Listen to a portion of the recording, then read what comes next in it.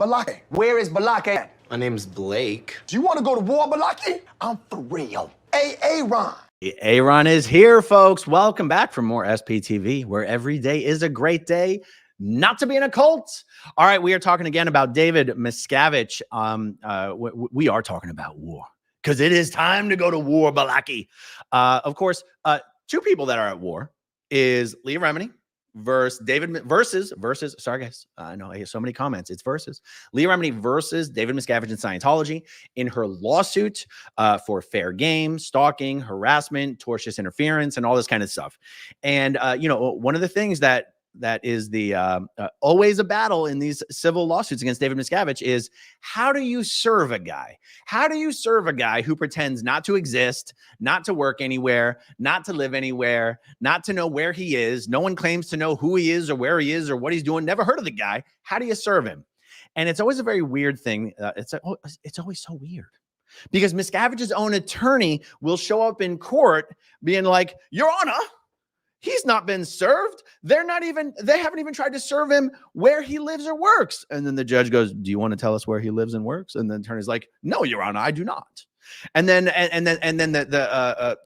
Leah Remini's team will go, Your Honor, here is the website of the organization that David Miscavige runs that says its primary place of business is this address on Hollywood Boulevard, 6331 Hollywood Boulevard, or 1710 Ivar Avenue. Not only does the website say that this is his business's place of business, but here's a speeding ticket David Miscavige got, and it says that his driver's license says that this is his address, and yet they keep saying he doesn't live and work there. It's all a farce. Okay, so why are we talking about it right now? Because there was a hearing yesterday in Leah Remini's lawsuit against David Miscavige and Scientology.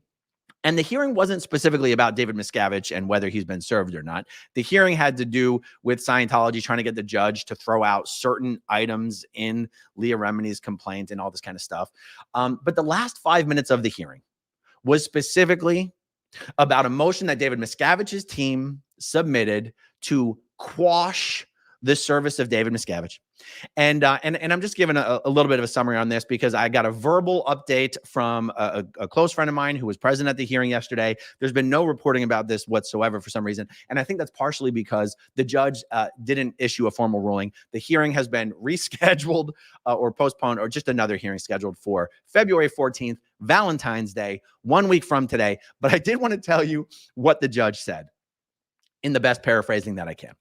The judge was basically like, he said, in all of my years on the bench, I have never had a defendant send an attorney to the court, not only to continually insist that the person hadn't been served, but now, and to be more specific, what Leah Remini's team was requesting is that judge, based on all of these endless attempts to serve David Miscavige at all of his known residences and places of business, including the 6331 Hollywood Boulevard address, the 1710 Ivar Avenue address, the L. Ron Hubbard Way addresses, the Scientology Media Productions addresses, the Author Services International addresses, all of them. Will you please either formally just say the dude's been served, he's officially a party in the case, or will you please give us permission to proceed with what I believe the correct language is, to either do substitute service or service via publication, which I believe are the same thing, but you guys can fact check me in the comments if you would like.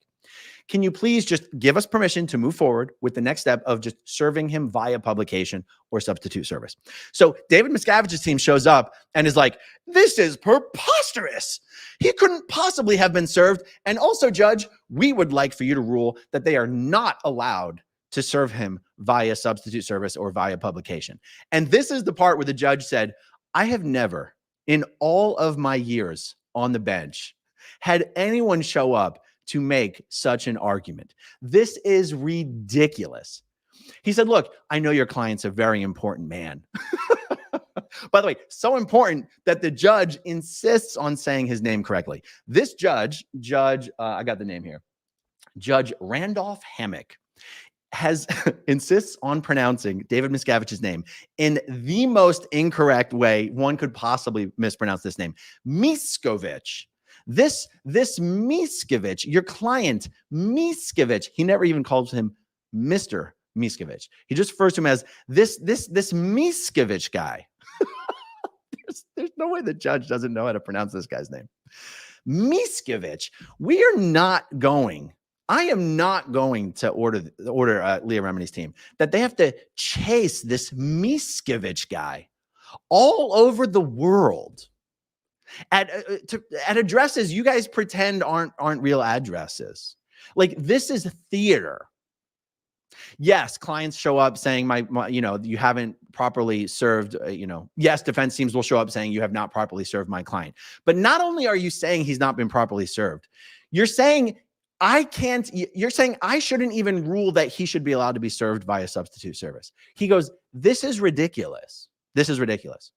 And he suggested to Leah Remini's team, he said, the lawyer who has shown up to represent David MISCAVIGE, he said, what I would recommend is that you send a letter specifically to the lawyer and essentially demand that he has 20 days to get his client, this MISCAVIGE guy, to get his client to sign off that he has accepted service, or else you will basically request that David MISCAVIGE's team is going to be on the hook for the expense, every dollar and cent that has already been spent in the effort to serve MISCAVIGE at all these addresses, and further, all of the expense that will be spent, all of the money that will be spent, all of the expenses, whatever, you guys know what I mean, that will be spent to serve him via substitute service or via service via publication. Now, and he says, and that expense will be many, many thousands of dollars. Now, let's be honest. Scientology doesn't care about many, many thousands of dollars. Scientology doesn't care about dragging on the proceedings any, longer than they need to be dragged on. In fact, that is Scientology's strategy. But I have to wonder, and I feel like I asked this a lot, but please, guys, let me know in the feedback here. Should Scientology's and David MISCAVIGE's team be worried about just honestly pissing off the judge? I don't know. It doesn't seem to me, after just watching a lot of stuff, it doesn't seem to me that pissing off the judge is something these teams really concern themselves with all that much. But does it not get to the point where antagonizing the judge and showing the judge that your team and your client are just not good faith actors, does it not get to a point where that has some sort of a detrimental effect on your case? I mean, maybe not because the judge isn't the one who's at the end of the day going to determine the facts in the case. I guess at the end of the day, it will eventually be a jury. But is it not bad strategy to just antagonize the judge? I don't know, guys. It just seems to me that it would be bad strategy, but who knows? At the end of the day, the lawyers are there to work for their client and they're there for that paycheck. So maybe pissing off the judge, like if you piss off the judge in this case and you show the judge that you are not going to be reasonable, does that not maybe have an effect on that judge's willingness to be fair to you down the line in future cases with future clients? I don't know. If I were an attorney, and I'm not because I grew up in a cult, but if I were an attorney, antagonizing a judge and pissing off a judge is something that I would feel would be bad for my future prospects, my future litigation prospects, and just my reputation in general. But what do I know, guys? I grew up in a cult. So, and he basically said, don't do this to me. Don't make me do this. Our next hearing's on Valentine's Day. Don't make me deal with this nonsense on Valentine's Day. And I was particularly tickled that he essentially advised Leah's team on how to proceed and basically telegraphed. He's like, I'm going to rule your client's going to be served one way or the other. We can do this the easy way or we can do it the dirty way. It's up to you. And it must be getting tiresome to see so many videos about David MISCAVIGE being served, David MISCAVIGE being served. And I think it's getting tiresome to the judge as well. And that's really the update. I mean, the whole 2-hour hearing or whatever it was yesterday was all around the fine little arguments about what part of Leah's complaint should remain, what part of Leah's complaint should not remain. A lot of these arguments have to do with the fact that a lot of the things Scientology has publicly said about Leah Remini can be interpreted as being just malicious, libel, and slander.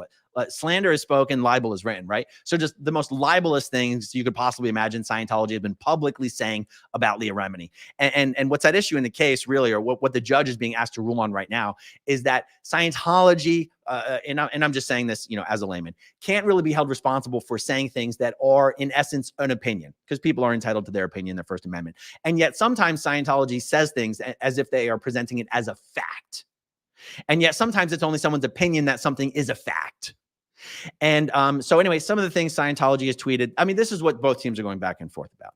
All the things that are going to be left in the lawsuit are going to be things where Scientology has basically grossly and disgustingly and maliciously misrepresented things as facts about Leah Remini that go well beyond any protection of just opinion or protected speech. And that's, there's no point summarizing that whole thing any more than what I just did. Just the last 5 minutes were about the David Miscavige thing. And that's the update, guys. So what that means is that we will have the next update on this in 7 days, February 14th, Valentine's Day. And what a wonderful Valentine's Day it will be to be able to report to all of you that that the judge has finally ruled that David Miscavige has officially been served in Leah Remini's case. He is a party to the case. And then after that, I guess we can see how discovery will move forward with respect to David Miscavige. That will be exciting. Guys, that's it. Just a quick one right now. I have so many more videos I want to get done today. So many things to talk about. It's unbelievable. But it's already 1:30. I got some errands and some chores to do, so I will be back soon. Thank you guys for hanging out with me. Thank you as always to everyone who watches until the very end, and I'll talk to you soon. Okay, if you want to see my rock and roll songs, click right on this guitar. And if you want to see a different one of my videos,